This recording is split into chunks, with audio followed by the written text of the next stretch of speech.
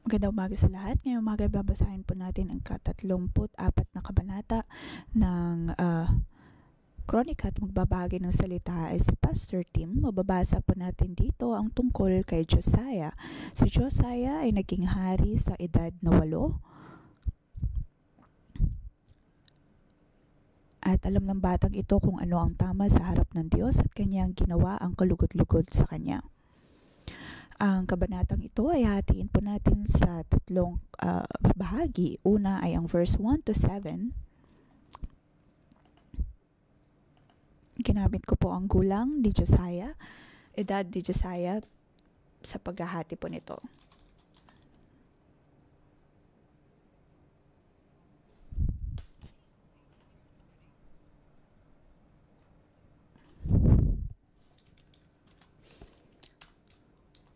Sa verse 1 to 7, si Josiah ay bago ang kanyang 25 edad.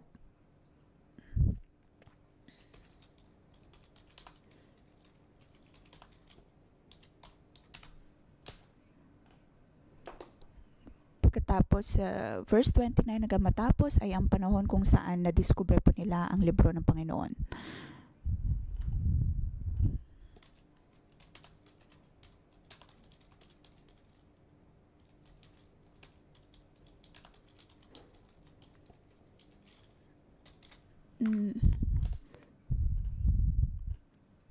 Nakakagulat ang kabanatang ito dahil kung tutusin si Josiah ay nagsimulang maghari sa murang edad.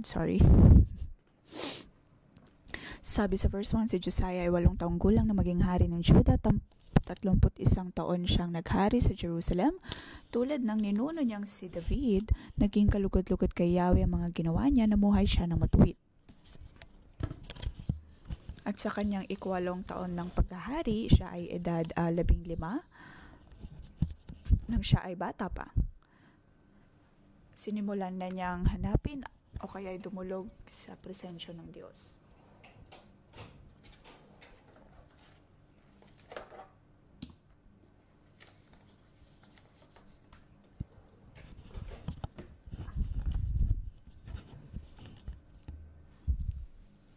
Nang siya ay bata pa, siya ay bata na nagsimulang magbigay galang sa Diyos.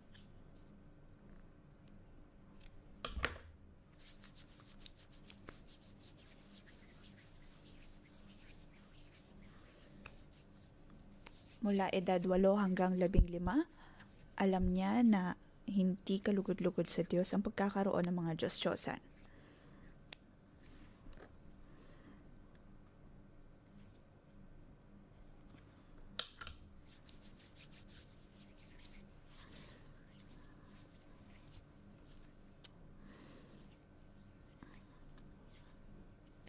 Kung tutuusin sa mga panahon ni Josiah, napakahirap na magkaroon ng pagbabago dahil hindi pa naman ganoon katatag ang kaharian. Ngunit ginawa niya pa rin ang bagay na ito. Makikita po natin dito ang kanyang malalim na paggalang sa Diyos kahit na sa kanyang murang edad.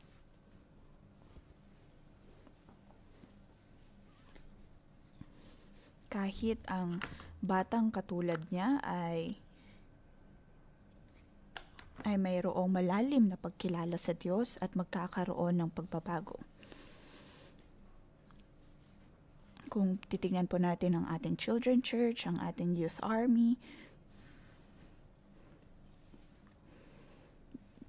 na atin pong ginagawa ang lahat ng ating makakaya upang ang susunod na henerasyon ay mas makilala nila ang Diyos. At naniniwala ako na nangyari nga ito sa buhay ni Josiah. Naniniwala po tayo na mayroong mga katulad ni Josiah.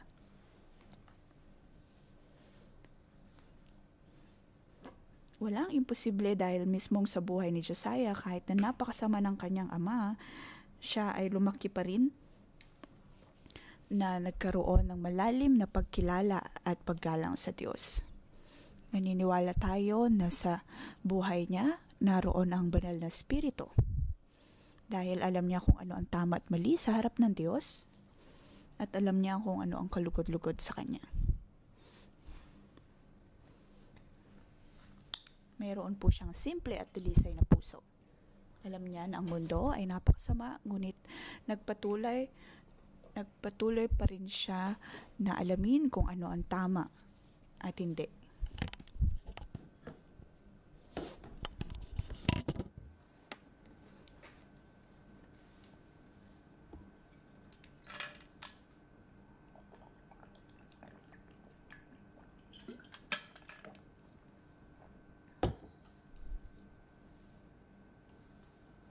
Sinira niya ang Diyos-Diyosan ni Baal sa harap ng mga tao.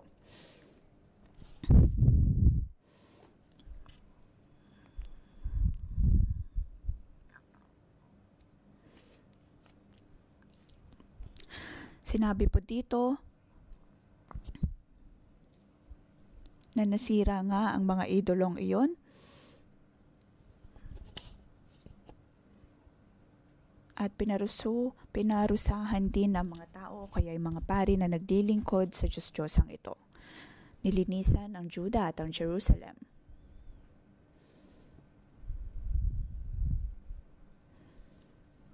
At sinabi po sa verse 9 na ang kautosang ito ay inilipat din o kaya ipinasa din sa lahat ng mga tao.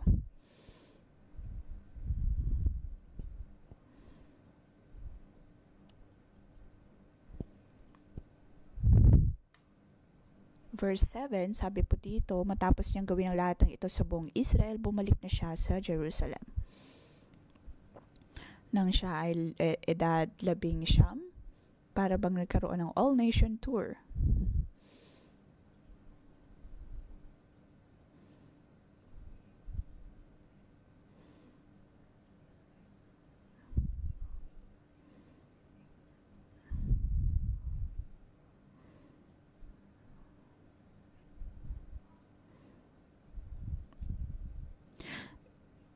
Dito pinapakita po sa atin na huwag nating maliitin ang ating pagpapalaki sa ating mga anak.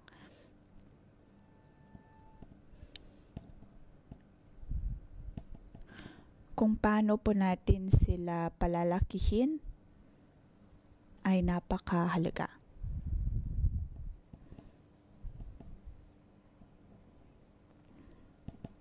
Dahil kung tutusin ang kahit ang musmus na katulad nila ay magiging mitya din ng pagbabago sa atin pong bansa.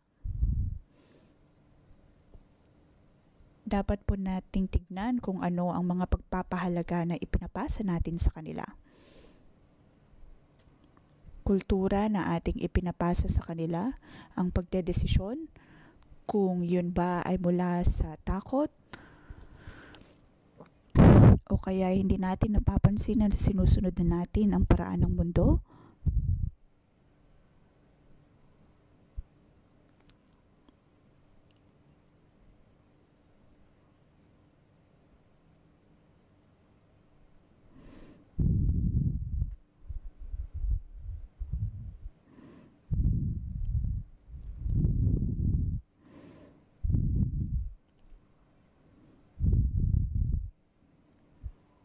Dapat nating pahalagahan kung paano napapalaki ang ating mga anak.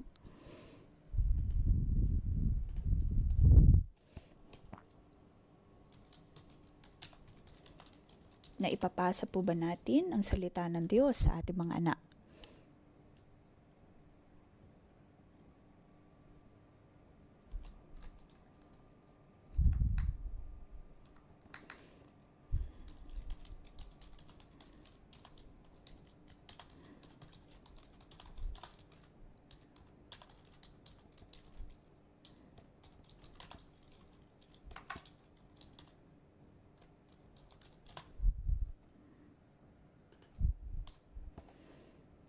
Ang paggalang ni Josiah sa Diyos ay hindi lamang tumigil sa pagpapagiba o kaya pagpapasira ng mga Diyos-Diyosan.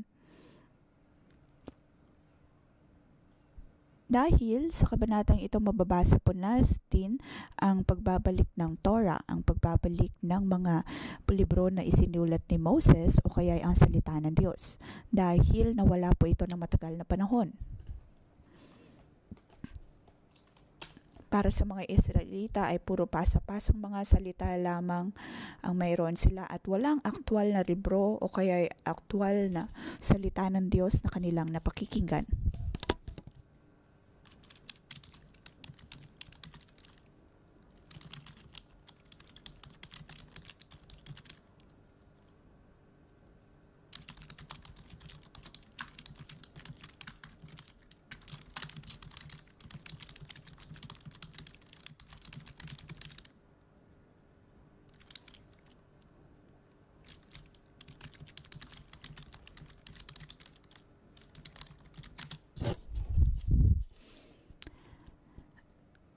Sa panahon ni Josiah, nahanap po niya ang Torah. At dito, mula verse 8 hanggang 28,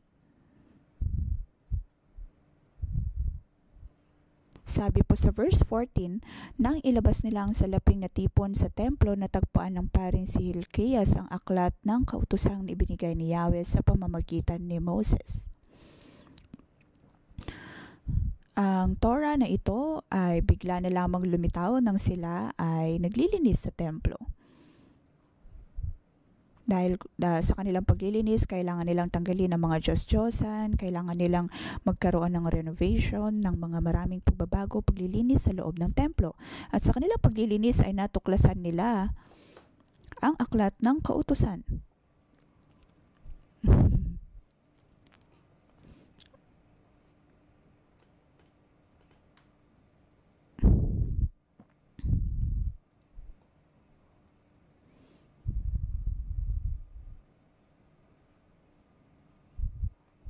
Ito ba'y para silang nakatagpo ng isang antigong bagay.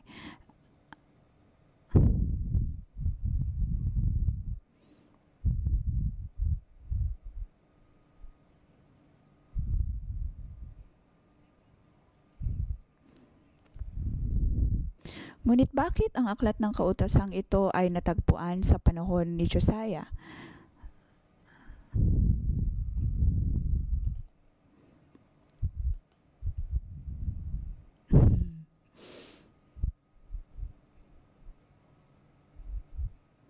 Ngunit makikita natin dito na hindi pa huli ang lahat. Dahil kung tutusin bago ito, ay posibleng-posible na sila ay maparusahan dahil sa kasamaan ng kaharian. Ngunit naritong natagpuan nila ang aklat ng kautusan. Bakit nangyari o kaya ay naganap ang pagkatagpo ng aklat na ito sa panahon ni Josiah? Dahil mula pa lang sa kanyang pagkabata ay naroon na ang malalim na paggalang ni Josiah sa Panginoon. Sa murang edad ay pinanggal niya ang mga Diyos-Diyosan.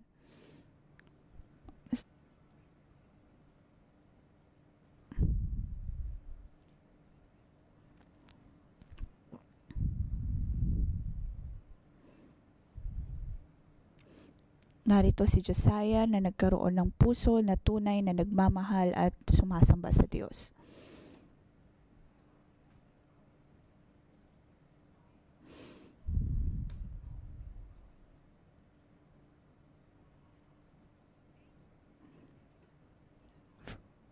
Verse 8 hanggang 13, narito po ang detalyadong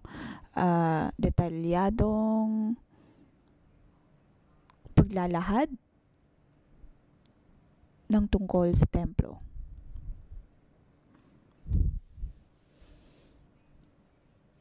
Mapapansin po natin dito ang puso na mayroon si Josiah lalo na sa pagsasaayos ng templo ng Diyos.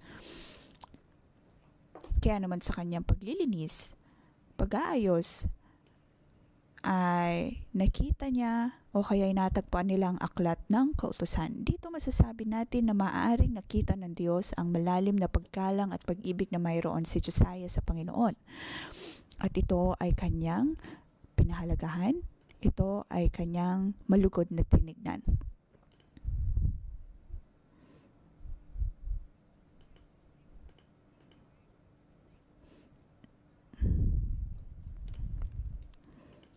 Si Josiah ay hindi sumuko bagkus ay nagpatuloy na hanapin ang kalooban ng Diyos. Sa verse 8 hanggang 28. Kahit na nasira na ang kaharian, hindi tayo dapat na sumusuko na hanapin ang Diyos.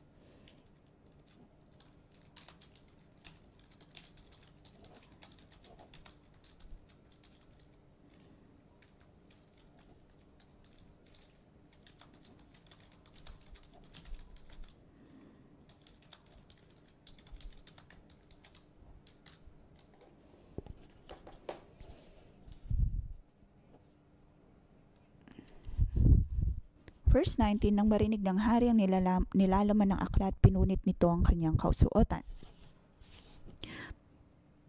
Pinunit, ibig sabihin, holy, holy, holy, banal, banal, banal. Ito ay napakalaking bagay.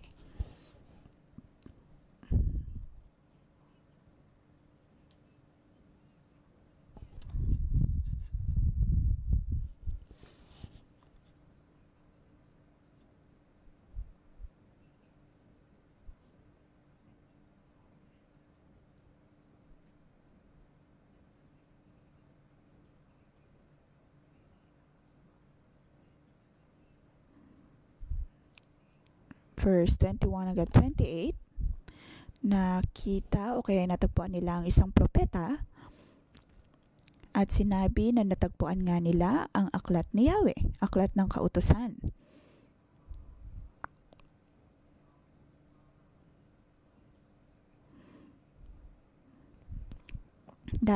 Sa verse 21, sabi niya dito, sumangguni kayo kay Yahweh para sa akin at para sa nalalabing sambayanan ng Judah at Israel. Alamin ninyo ang mga tinuturo ng aklat na ito, galit si Yahweh sa atin dahil sinuway ng ating mga ninuno ang salita ni Yahweh at hindi nila sinunod ang mga utos na nakasulat sa aklat na ito.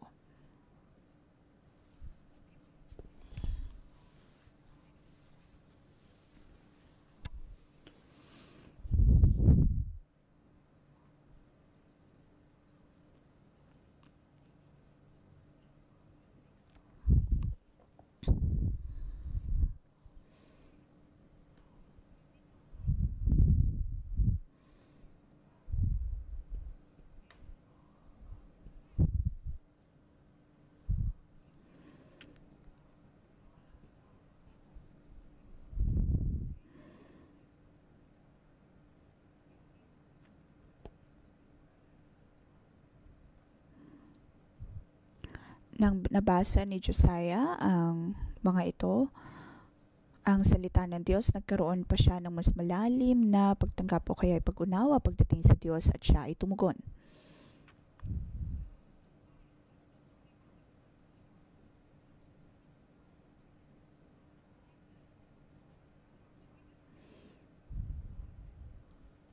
Sabi ni Hulda sa verse 23, 24 at 25, ito po ang tugon ni Hulda nang siya ay tinanong.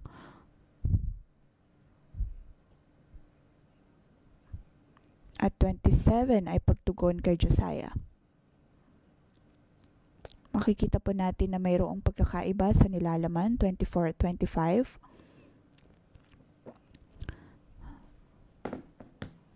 Sabi po dito na naroon ang parusa ng Diyos dahil magkakaroon ng malaking sakuna. Dahil tinalikuran nila ang kalooban ng Diyos.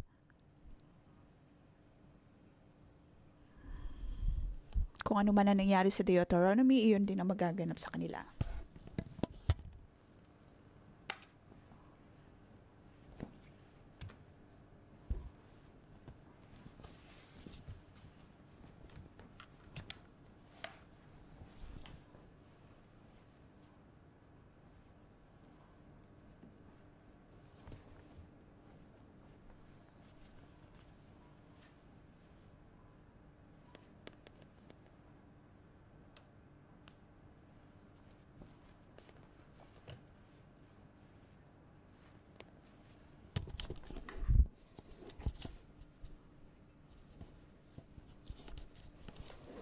Alam ni Josiah kung gaano kalayo ang kalooban ng Diyos dahil sa kagawan ng mga Israelita.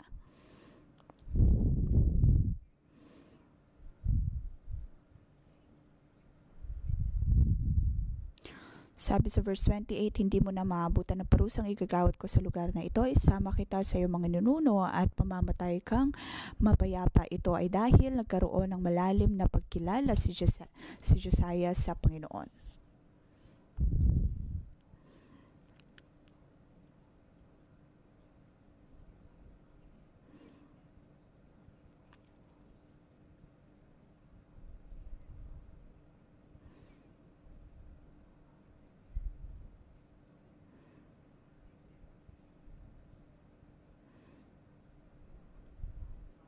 Makikita po natin ang grupo ng mga taong ito.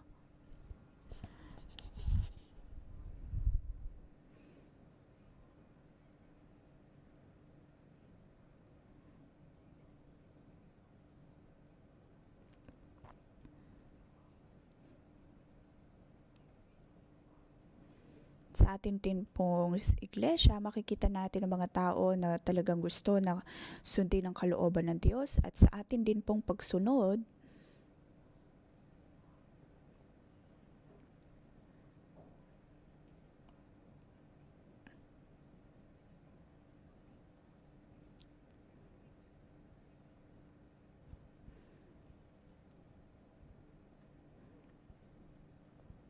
nakikita ng Diyos kung sino ang may tunay na malalim na paggalang sa Kanya.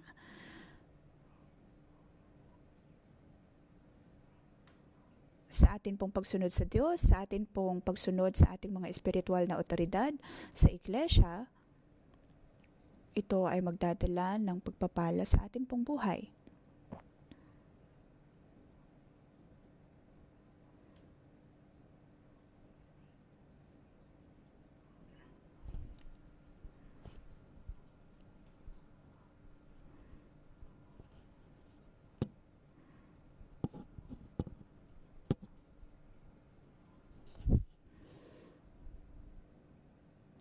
Sa atin pong pagsunod sa ating mga otoridad, atin din pong nasusunod ang ating iglesia at nakikita ng Diyos ang nilalaman ng ating pong puso, kung ano ang kondisyon ng ating tunay na kondisyon ng ating puso.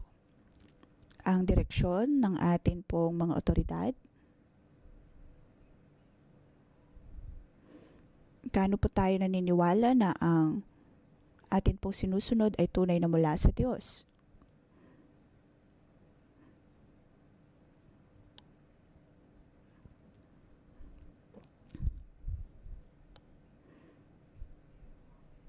Madalas meron po tayong kaisipan, dahil pastor sila kaya kaya nilang gawin iyon, o kaya dahil sa uri ng pananampalataya na mayroon sila kaya nila nagagawa iyon.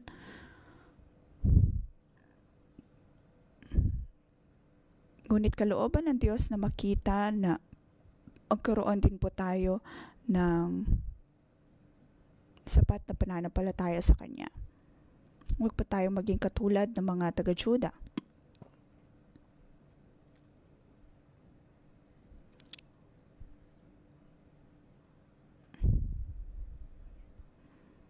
Bandang uli 29 hanggang 33, ang huling bahagi, ang tungkol po kay Josiah. Nang mahanap nila ang libro ng Diyos, o kaya ang kautusan, sila ay nagkaroon na muli ng pananampalataya sa Diyos.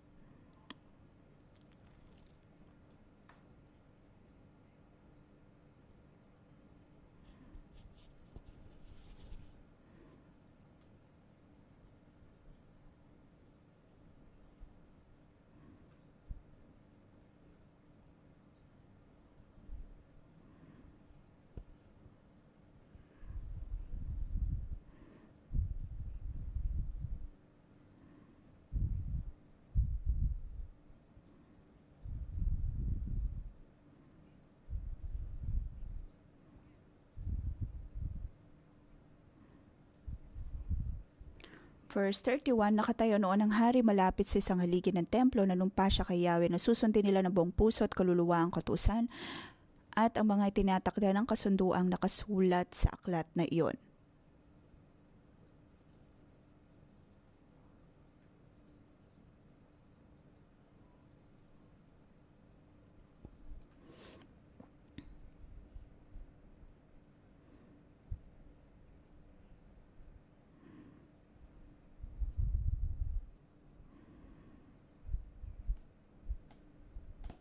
Dito nabanggit po ang Shama.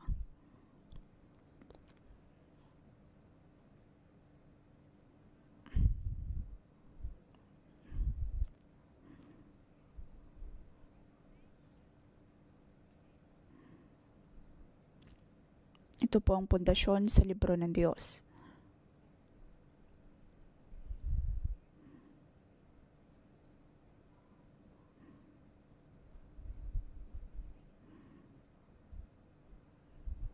Dito ay pinangungunahan ni Josiah mga tao na dumulog sa Diyos. Dapat po nating mahalin ng Diyos ng buong puso, ng buong isip at buong kaluluwa. Verse 33, inalis ni Josiah sa buong nasasakupan ng bayang Israel ang lahat ng mga Diyos-Diyos ang kasuklam-suklam sa Diyos, at habang siya'y nabubuhay, inatasan niya ang bawat mamamayan na maglingkod kay Yahweh, ang Diyos na sinamba ng kanilang mga ninuno. Makikita po natin dito na si Josiah ang isa sa kakaibang hari. Dahil siya ay naging hari na tunay na nagmamahal sa Diyos, minahal ang Diyos ng buong puso, ng buong isip.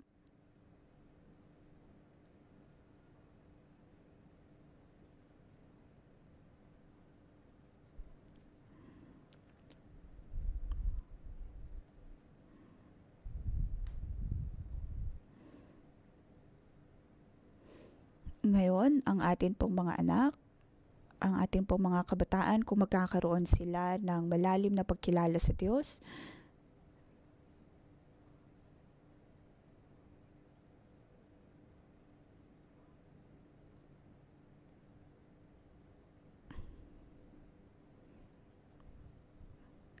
ang atin pong malalim na pagkilala sa Diyos ay kaya niyang gamitin o kaya kanyang gagamitin para sa kanyang kalwalhatian.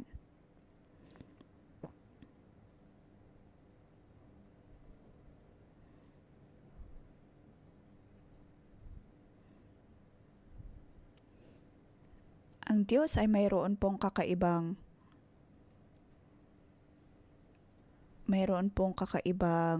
uri ng pagbibigay biyaya sa kanyang mga anak.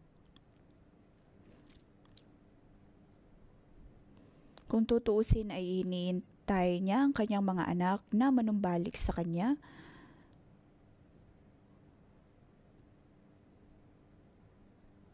At makikita natin sa buhay ni Hezekiah na mula pagkabata ay naroon ang kanyang malalim na pagkilala sa Diyos. Ngayon sa atin pong pag-isipan na bilang mga lingkod ng Diyos, bilang mga magulang na marahil o kaya mga leader, ano ang ipinapasa natin sa ating mga anak?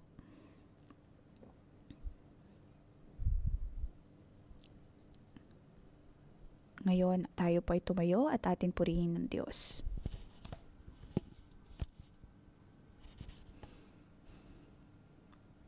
Panginoon, naniniwala kami na Ikaw lamang ang Diyos.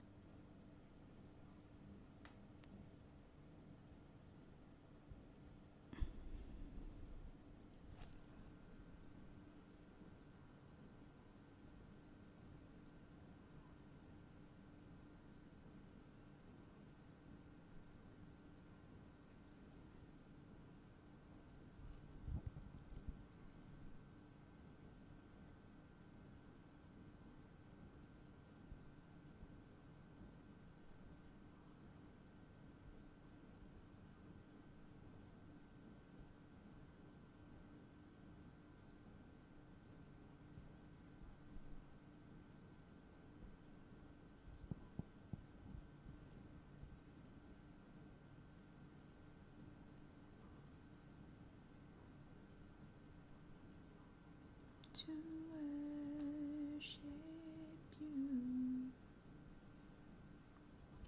as the deer panted for the water of my soul,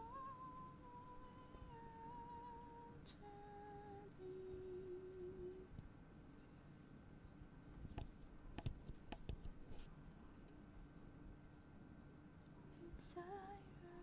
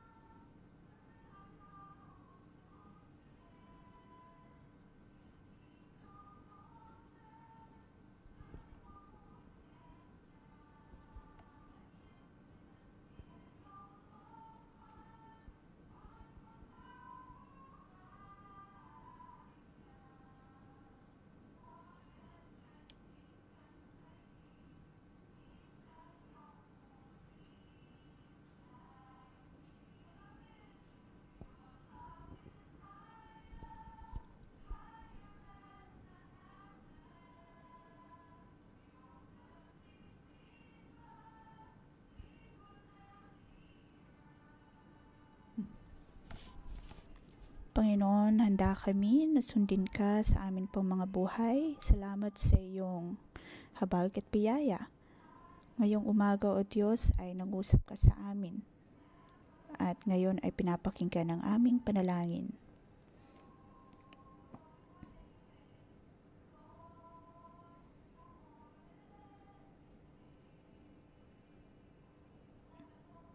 Ngayon, amin pong tinatawagan ng bawat isa na magkaroon ng grupo at tayo po ay manalangin.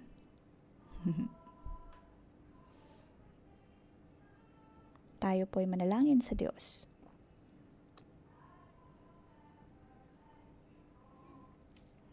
Ang salita ng Diyos ay dakila. Tayo po ay magpasalamat sa Panginoon.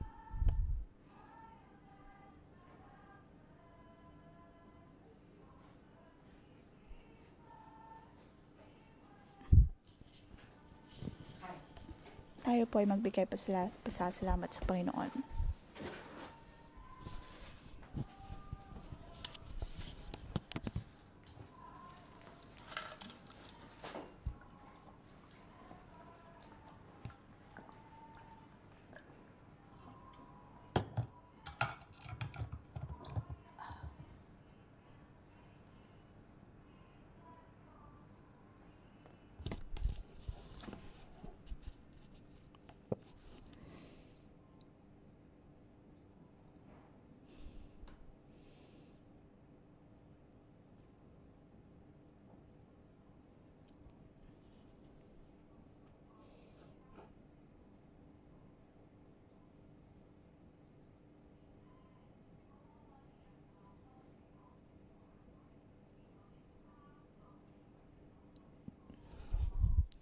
Panginoon, maraming salamat. Ang iyong mga salita ay napakadakila. At ayaw ko po itong baliwalain.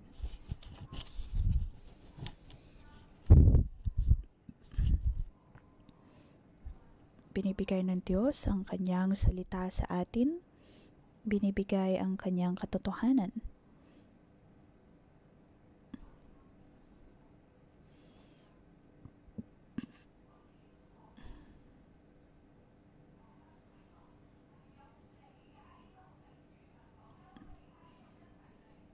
Para tayo ay magkaroon ng buhay, magkaroon ng karunungan.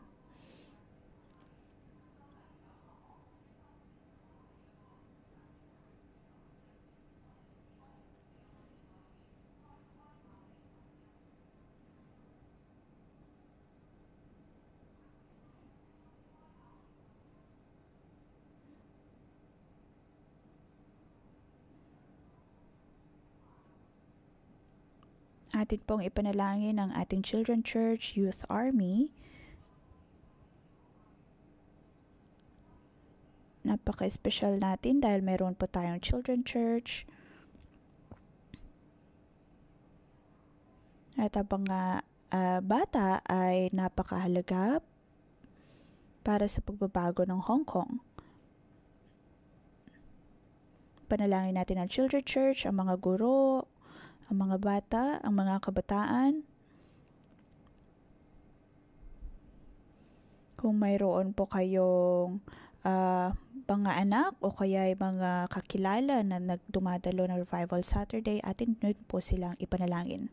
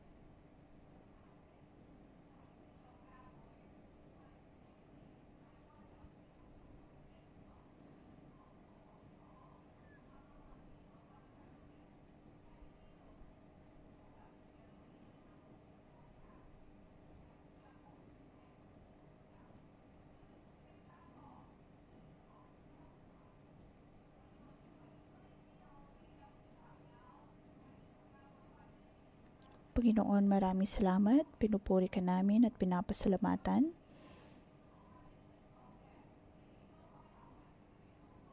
Ang mismong anak ko ay pumupunta sa Children Church kahit isang buwan pa lamang siya. Panginoon, maraming salamat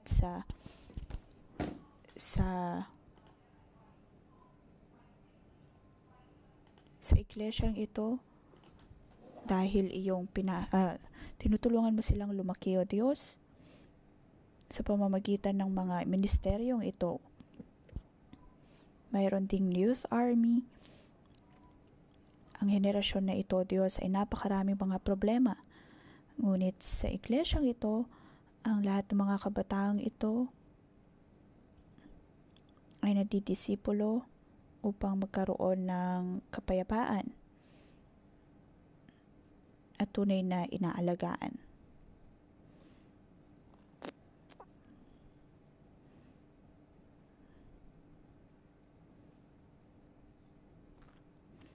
Ngayon ay nais kong ipanalangin ang bawat coworker, bawat guro sa Children Church at sa Youth Army.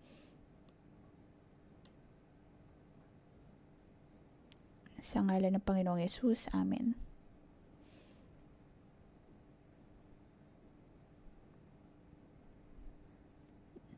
Natagpuan ni Josiah ang libro ng kautusan matapos natanggalin ang mga Diyos-Diyosan at matapos na ayusin ang templo. Kung ang inyong pong mga tahanan ay mayroon pa ring mga Diyos-Diyosan, tayo po ay manalangin. Halimbawa, ang aking mga manugang, mga biyenan, ay mayroon pa rin po silang mga idolo at nagbibigay pa rin ng kanilang mga kaloob sa mga Diyos-Diyosan.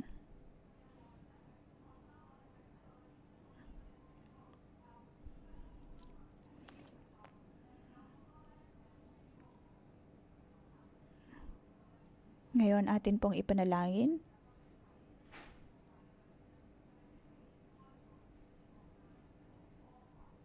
Bawat isa. Ngayon, atin pong ipanalangin ang ating mga tahanan, ang ating pong mga kakilala na naway matanggal ang mga Diyos-Diyosang ito.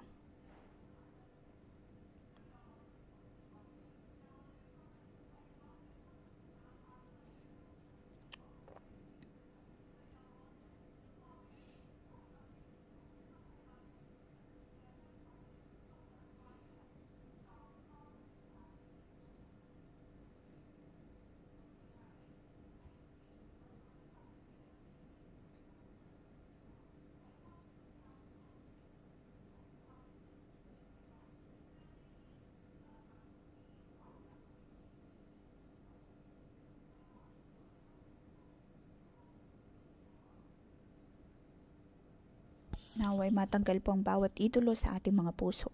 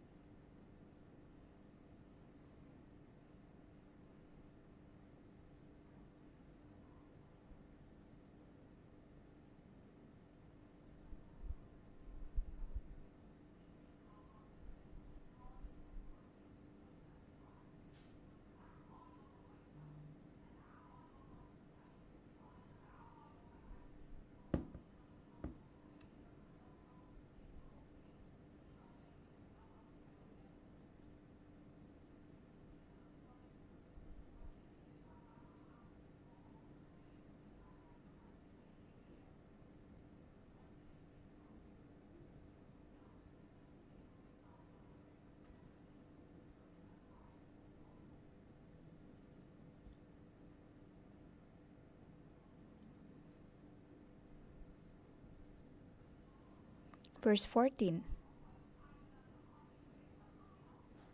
Verse 15.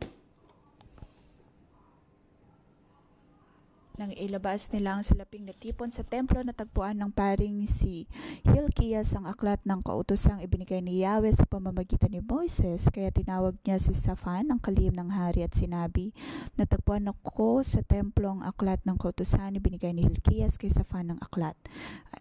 At tinalaman ito sa hari nang siya ay magulat tungkol sa pagpapaayos ng templo. Sabi niya, maayos po ang takbo ng lahat ng gawaing ipinagkatiwala ninyo sa inyong mga lingkod.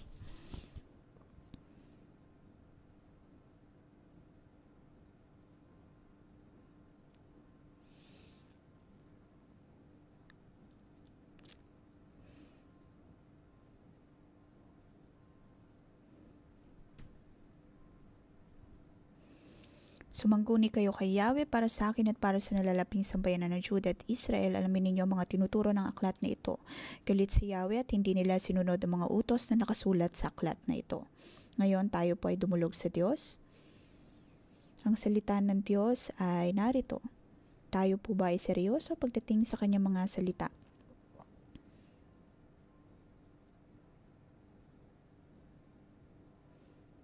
Tayo po ba ay mayroong paggalang, mapagpakumbaba na puso sa harap ng Diyos?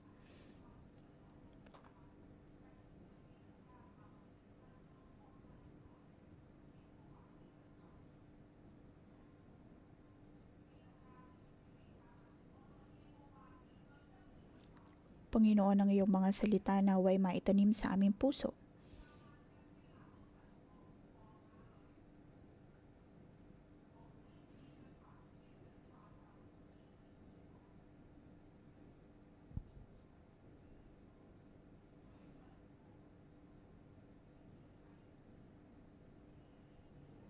Panginoon, kami ay handa na sumunod sa iyo. Ngayon, O Diyos, kami ay narito sa iyong templo.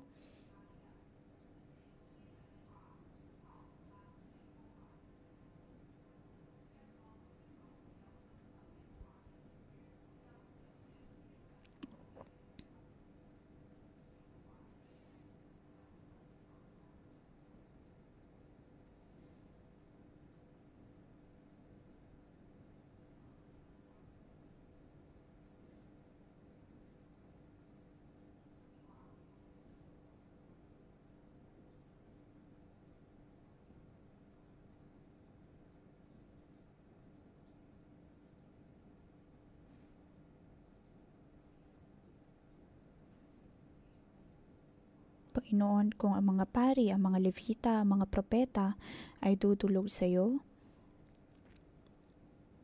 Panginoon, nawi mangusap ka sa amin.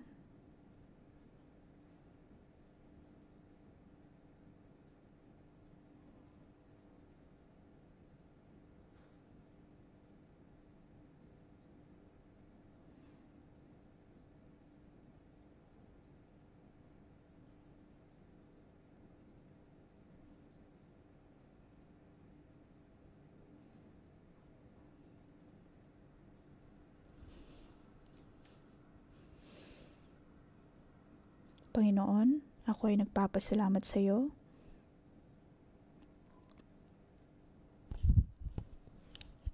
Panginoon, lahat kami ay narito na dumudulog sa iyo sa ganitong kaagang umaga. Nakikinig online, dumadalo on-site dahil ang nais namin ay mapakinggan ang iyong mga salita. Malaman ang nilalaman ng iyong puso. Panginoon, naway mangusap ka sa amin pong buhay.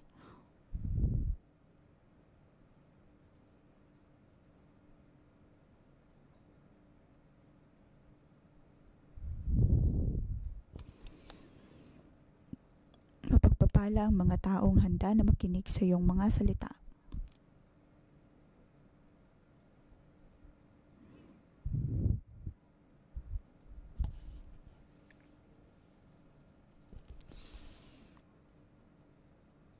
Ang mga tao ay mapagpapala kung sila ay handa na tumulog sa iyo.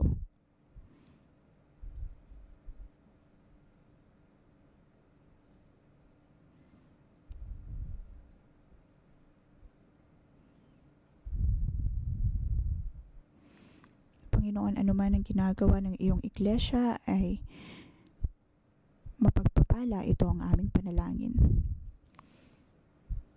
Sinasabi ng Diyos, magpatuloy tayo sa paggawa ng kanyang templo.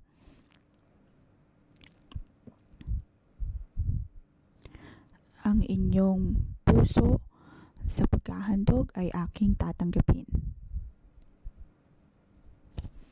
Nakikita ko ang maraming mga kapatiran na napakahandang maghandog sa Diyos.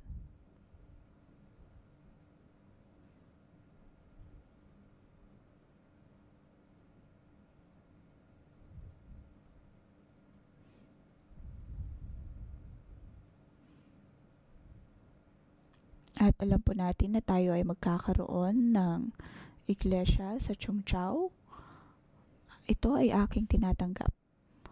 Huwag niyong tignan kung anong nilalaman ng inyong bank account.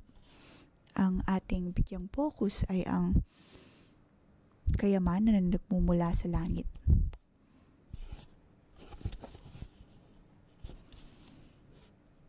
Dahil ang mga bagay sa mundong ito ay mawawala din, mawawala ng saysay, mawawala ng kabuluhan. Nakikita ko ang maraming mga building sa Hong Kong.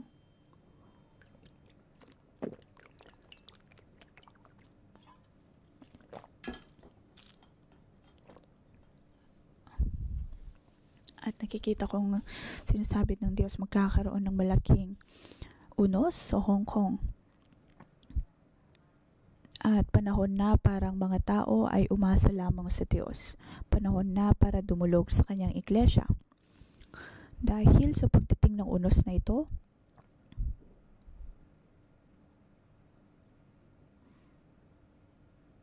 Nakikita ko ang maraming tao na naghahawak-hawak ng kamay, at sa pagdating nga ng unos na ito,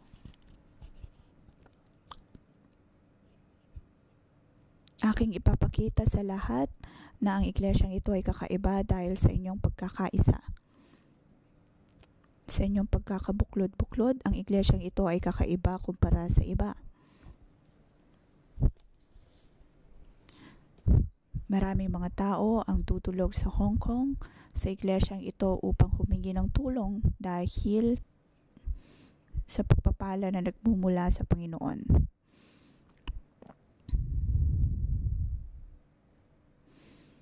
Naririnig kong sinasabi ng Diyos, inyong ihanda ang inyong sarili upang kayo ay magkaroon ng kalakasan na tumulong sa iba. Upang kayo ay magkaroon ng kalakasan na tumulong sa iba. Narinig kong sinasabi ng Diyos na mayroong depresyon, matinding kalungkutan na umatake sa Hong Kong, at dapat po nating ipanalangin ang mga taga Hong Kong, ang puso ng mga taga Hong Kong. Dahil ang digmaan ay nasa puso. Sinasabi ng Diyos, sundin natin ang Diyos ng matatag, ng buong puso.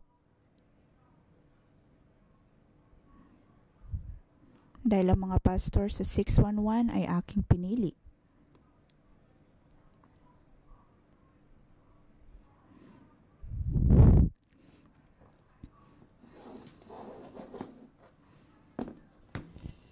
Tayo po ay tumayo. Panalangin ng mga pastor, panalangin ng mga tao sa Hong Kong.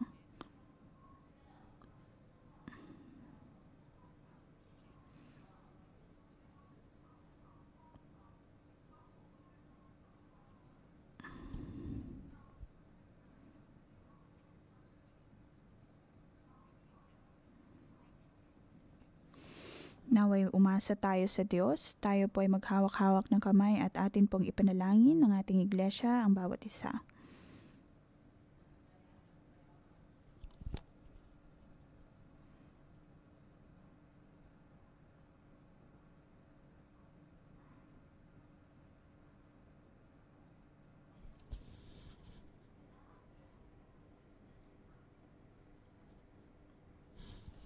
Atin pong ipanalangin ng ating sarili, mga tao sa Hong Kong at ang bawat isa.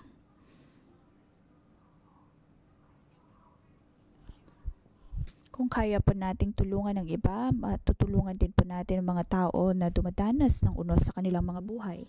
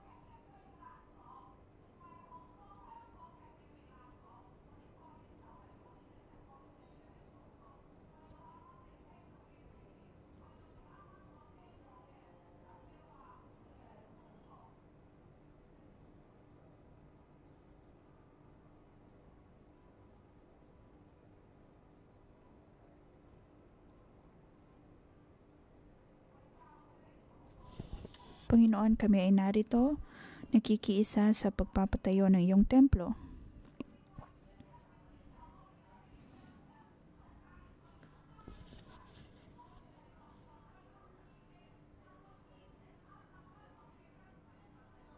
Atin pong ipanalangin ang pagpapatayo ng templo sa Chung Chau.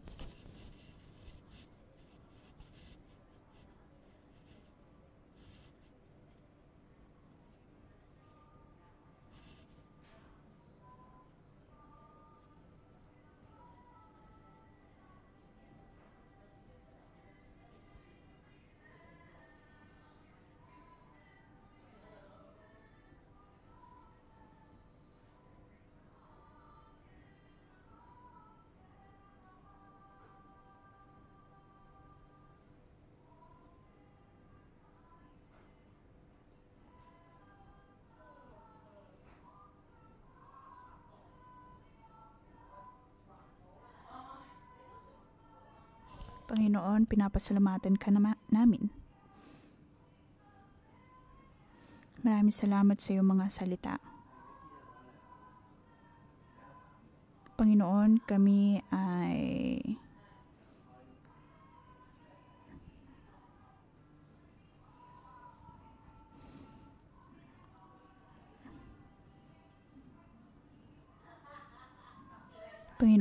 handa na dumulog sa iyo.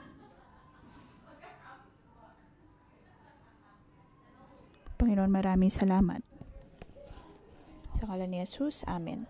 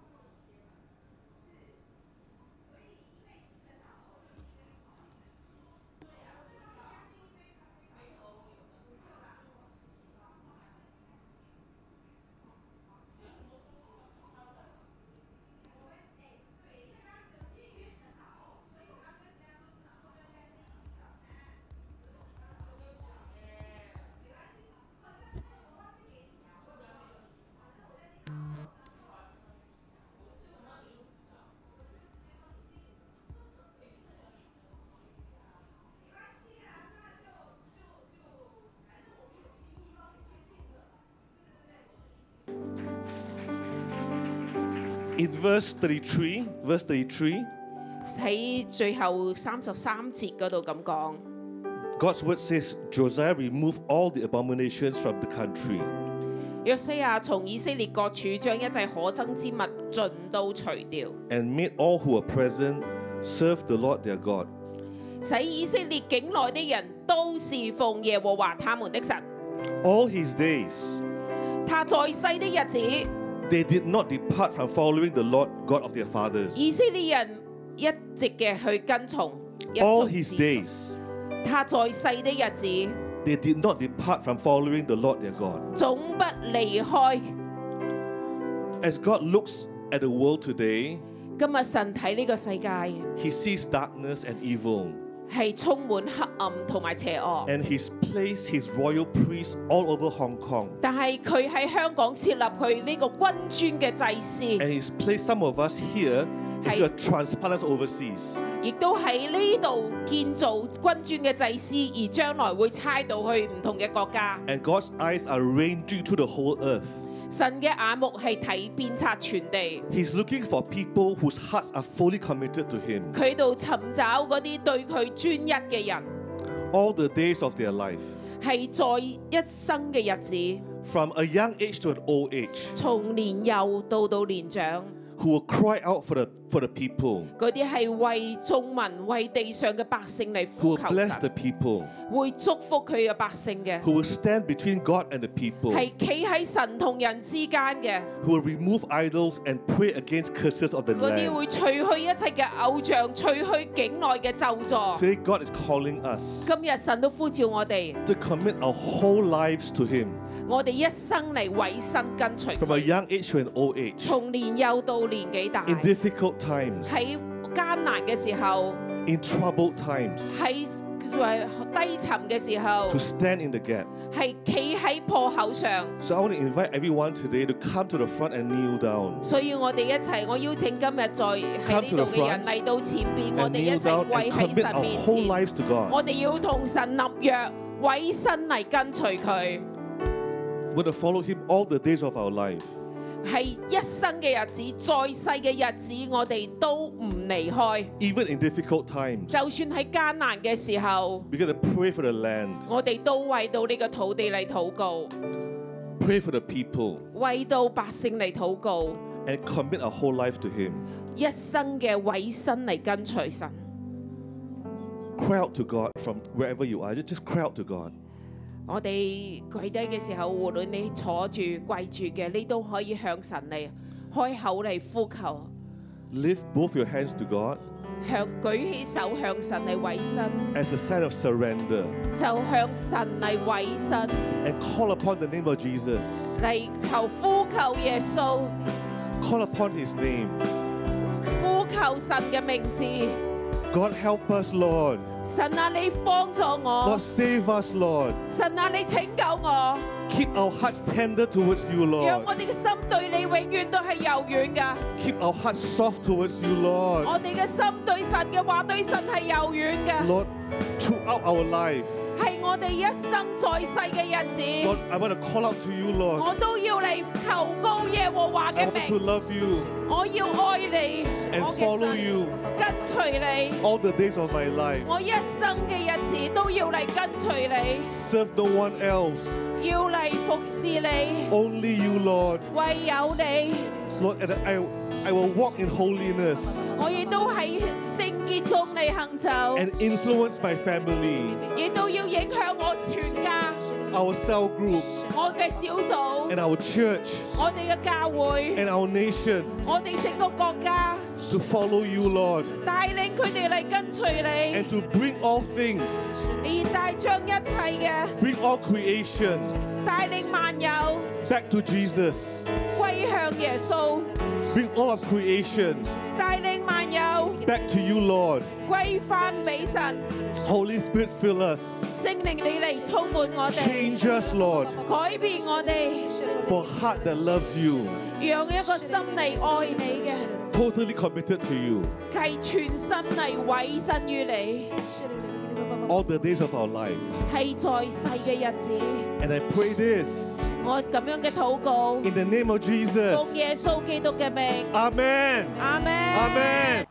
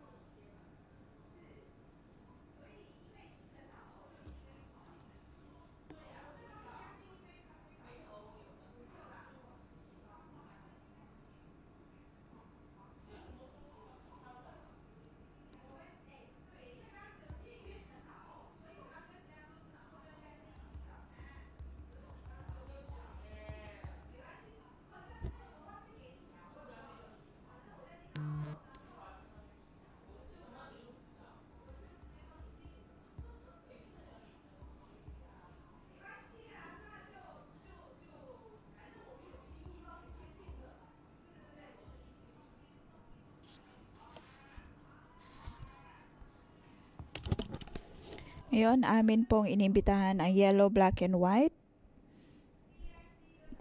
Michael, John, at Pastor Ben.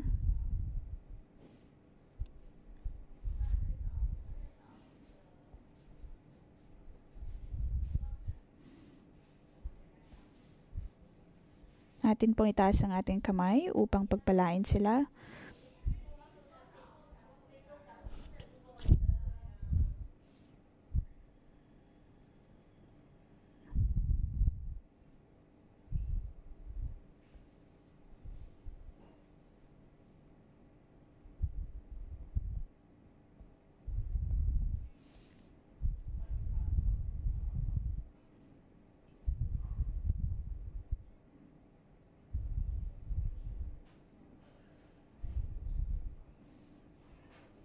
Atin pong ipanalangin na matanggap nila ang pagpapala na nagmumula sa Diyos at sa kanilang mga bansa ay matanggap nga nila o kaya ay maging pagpapala sila sa kanilang mga bansa.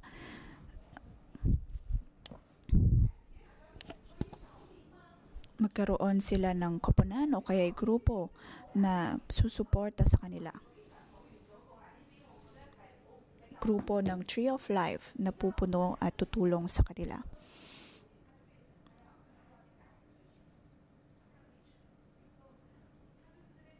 Upang maging bahagi ng Tree of Life family.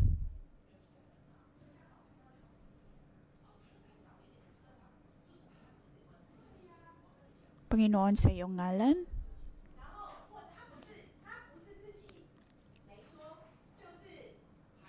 tumawag ka ng mga tao mula sa South Africa, Malawi at Singapore.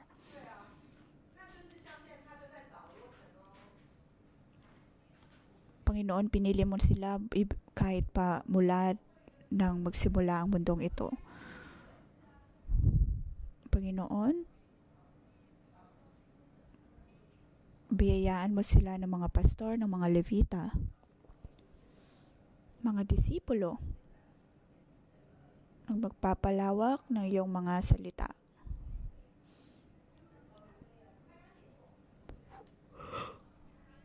Silang lahat, O Diyos, sa iyong pinili.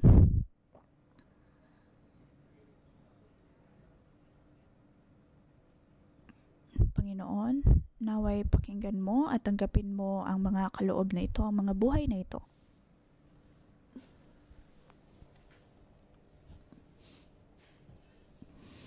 Magkaroon sila ng grupo na tutulong sa kanila sa ngalan ni Jesus. Amen. Akin po pinagpapalang bawat isa. Magkaroon ng pananabik sa Diyos. Upang tayo ay magkaroon ng pagpapala. Amen. Dito po nagtatapos ang ating pamagang debosyon. Magandang umaga.